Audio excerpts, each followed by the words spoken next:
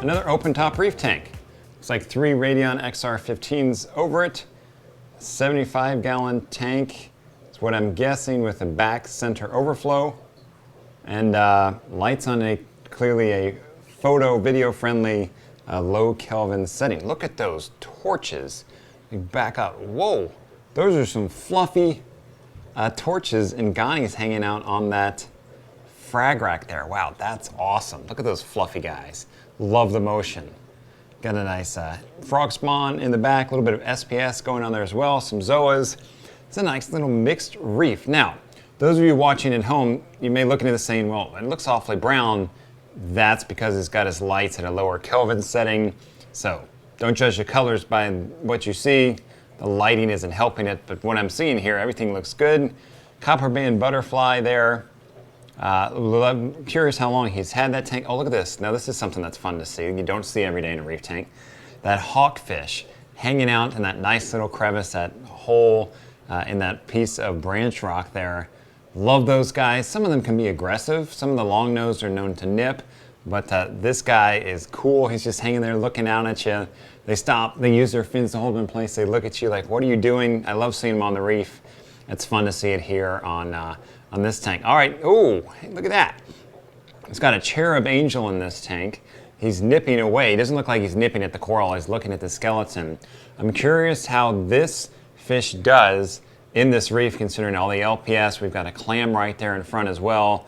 I'm curious at the copper band, especially I'm curious that the cherub angel is nipping at anything and causing some problems. Curious how long he's had him.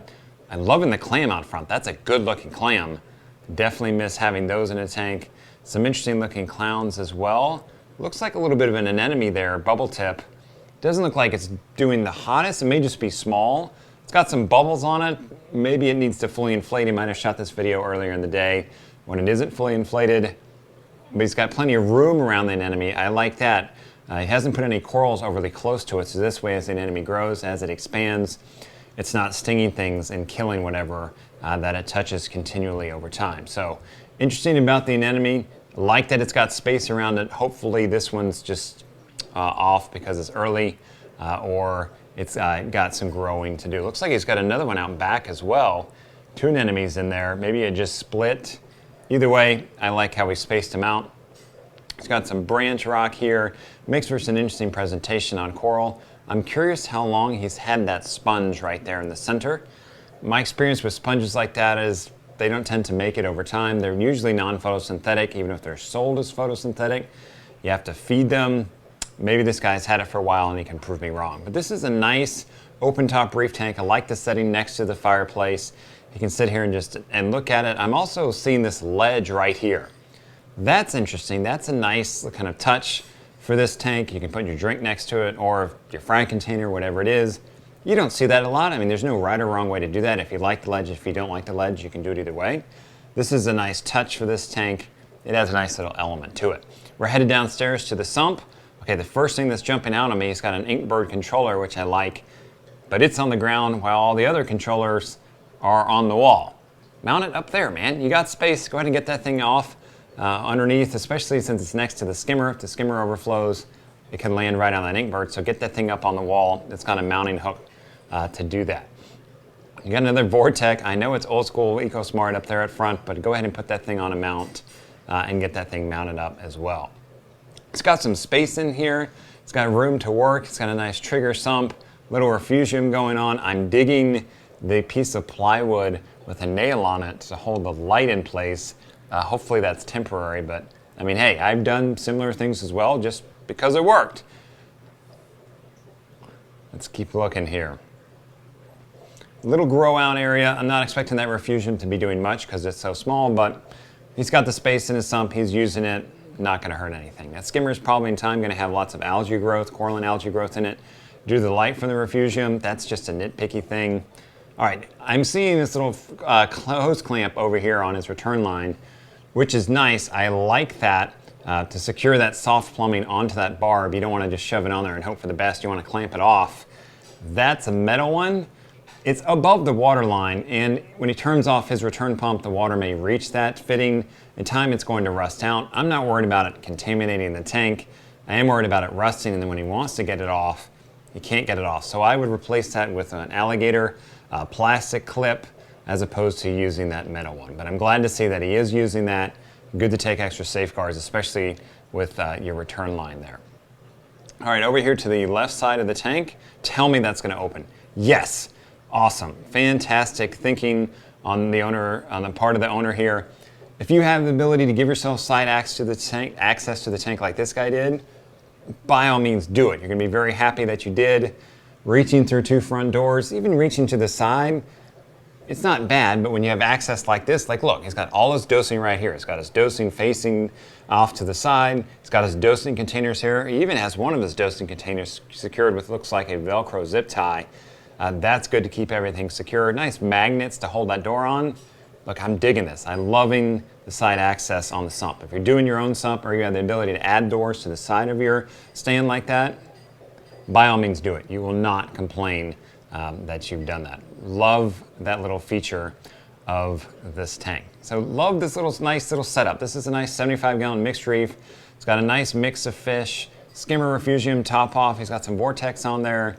It doesn't have to be complicated to be pretty dang cool. I'm loving it. It's right by his fireplace. If he's sitting there taking in the winter fire, he can sit there and enjoy the warm tropical reef that he's got sitting right next to it. Like the presentation, like the location, like the mix of fish. Now I'm seeing a firefish in here, and as well as a wrasse that I saw just a minute ago.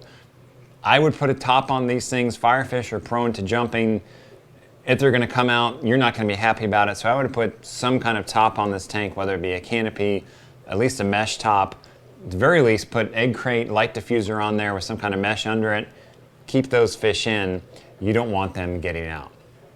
Oh, here's the tank under tanks. So for those of you that didn't like the colors, here's the same tank with the LED blues cranked up, the violets.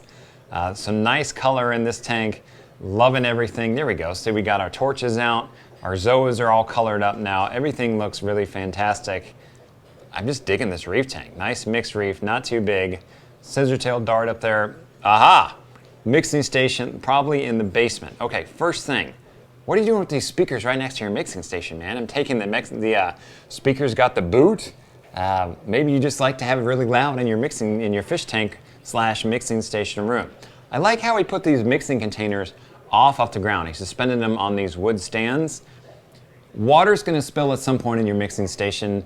No matter how much you avoid it, try to put it in safeguards. At some point you have to plan on water spilling, overflowing your containers. In this case, the water isn't going to stay trapped under the containers. It's going to fall under the containers, fall away, and then your containers will have a chance to dry out underneath them. It's just going to make your life easier. I would personally paint or seal or do something with this wood here. I wouldn't leave it raw like this. In time it's going to rot because, as I said, you're going to spill water. This is just nitpicky stuff, but it's nice that he has a mixing station. I like the touch of raising it up. Now personally, I wouldn't go with the home improvement valves like this. I found they seize up pretty quickly, but you know, he may have been doing this on a budget, so in time I would upgrade those. I would not rely on them long term. I'm still curious on why the speakers are there. Maybe this is the room where they get the boot. Oh, it's got 2 mixing stations. Maybe that was the old one and this is the new one. That's what I'm willing to bet, because this is taller. It's up on a platform. He's clearly giving this one more love. I'm digging it. Again, I wouldn't use the True Union ball valves from the home improvement store. Those things tend to seize up. They're cheap. You get what you pay for. I like that he has the True Unions on there. I would just go with a nicer valve. This is nice use of the space. It's tucked away in that nook. It really fits in perfectly. This looks like probably 55-gallon drums. And then this looks like the top-off container over here to the left.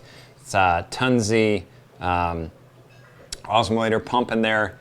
I'm curious why we have this top-off container, which looks like some old storage bin, while then we have the RODI unit right over here to the right of it. Might as well just take your top-off line, run it into the RODI holding container. Some people are going to say, yeah, but if something goes wrong, then he's only going to put in, let's say, 5 gallons from this holding container here as opposed to the 55 gallons out of the RODI holding vat. There's some truth to that. I found if you put in some safeguards, it's very less of an issue. So much so that I'm comfortable putting all my clients' top-offs pumps in their main RODI holding container as opposed to having them pump 10 gallons over or 5 gallons over once a week to try to keep a smaller container filled. Again, that's just how I do things different. This is clearly working for this guy. You can do it any number of ways. As I say, different strokes for different folks. Nice little mixed reef here. Love the presentation. Love the automation that he's got on there. Just a little tweaks to make a couple things a little different and a little safer in my mind. Spruce it up a little bit, and of course, some kind of canopy or lid to keep those fish locked in that reef tank, because you're clearly enjoying them. You want to make sure you keep enjoying them as opposed to finding them crispy on the floor.